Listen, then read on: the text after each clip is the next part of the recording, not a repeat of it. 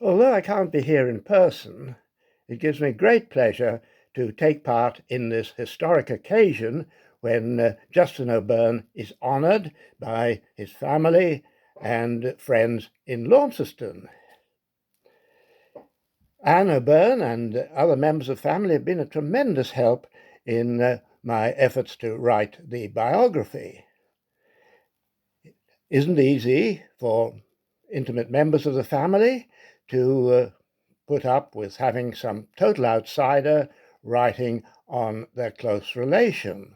But I think the O'Byrne family behaved wonderfully in their tolerance of the various aspects of the book, and they were critical only when there were actual errors of fact. There have been many cases where they would have preferred something to be put in different words or perhaps different interpretation given, but there's no such criticism, and I was particularly pleased to have that support. The book, of course, is my responsibility. Any errors are mine, not connected with members of the O'Byrne family. So, general criticism then must go to me, and of course, the book is not in any way perfect. Why did I write it? Well, one reason was that in 1983 I published a very short history of the Labour Party in Tasmania, and I was looking around for someone who was an eminent member of the party who could write an introduction. And I immediately came to the conclusion that the person who I thought was the best of the members of parliament or former members of parliament available, and this was Senator Justin O'Byrne. He just retired from the Senate at that time. And I was really delighted when he agreed to write the introduction. Then, after publication, he couldn't have been more helpful in doing everything possible to get the book written and read by whoever was interested in the subject. I hadn't met him, I don't think, before I asked him to write the introduction, but afterwards I found that when I got to know him better, that I had made no mistake about choosing the top man in the Tasmanian Labour Party as I saw it. Another reason for writing on Justin O'Byrne was that I had just written another biography of someone also with Irish background, namely William Smith O'Brien. William Smith O'Brien was in many ways similar to Justin O'Byrne. They're both originally members of Parliament, but Justin had the advantage over Smith O'Brien. Smith O'Brien had been 17 years in the British House of Commons before he rebelled against the government's actions in the Irish famine, not doing enough for the people to try and stop this mass starvation, and he led an unsuccessful rebellion which brought him as a convict to Van Diemen's Land. He was later released, went back to Ireland, and was recognised as one of the greatest heroes the country had seen. Justin's grandfather was also caught up in the famine, very hungry. He and some members of his family, they actually stole a sheep to provide something that they could eat when times were so bad. And so Justin's grandfather ended up in Van Diemen's Land too. But there's one aspect of the two careers that are very, very different. When I was writing on William Smith O'Brien, one of my tasks was to show that a man who in history has generally been regarded as somewhat boring and a bit too aristocratic in his ways. And father was a baronet and his brother was a peer, a bit of stuck-up aristocrat, and not the sort of person that you really want to get to know.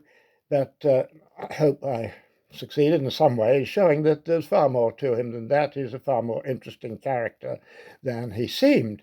But of course, looking at Justin O'Byrne, I don't think anybody has ever said that he was a boring character or in any way stuck up and not prepared to acknowledge the public. No one could have done more for the public when he was in office.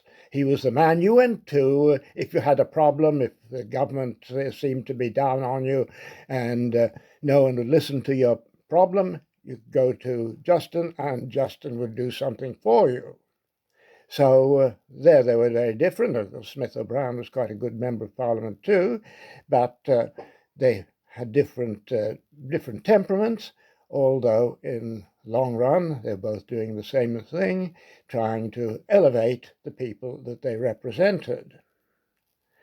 So what is the value of history today? The current government has said that history is not an important subject. It's something that only rich people need to do. You have to pay an enormous sum to study history at the university now.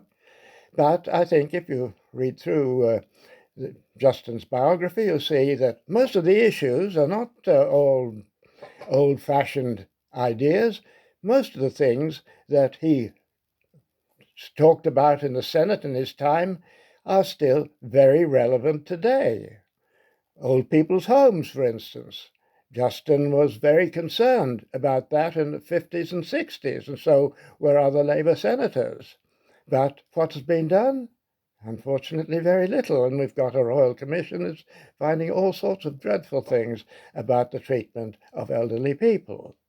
And conservation, Justin was always interested in conservation, very keen on local conservation, and he took part in the Franklin efforts to save the Franklin, demonstrations also concerned with Lake Pedder, and worked hard in the local scene to try and conserve what could be conserved. So here's an issue that's probably the greatest issue of our time, and certainly Justin was right in the middle of it. Of course, the question of privatization, he's very, very strong against privatization, and since then we've had nothing but privatization. But the very idea that he was perfectly happy to express himself as a socialist. Someone in the Senate said, O'Byrne is a typical Senator O'Byrne is a typical socialist, and he said, "Hear, hear! Yes, that's absolutely right." And he was prepared to stick to his guns. He was not a communist, but he was definitely a socialist all his career. And it looks now as if socialism, far from being out of date, is the only thing that is going to save this planet from disaster and climate change, that it's not going to just happen with a few individuals being interested in climate change. Governments throughout the world are going to have to do something about it, otherwise we're all gone, and nothing else will be worth considering. Well, Justin wasn't alive at the time of more recent struggles, but there's no question where his views lay. So here is a good position to stop. Other people who knew him will be able to make an interesting discussion, which I'm sorry that I wasn't able to attend. But thank you all very much for listening, and I hope you'll enjoy the book. Thank you.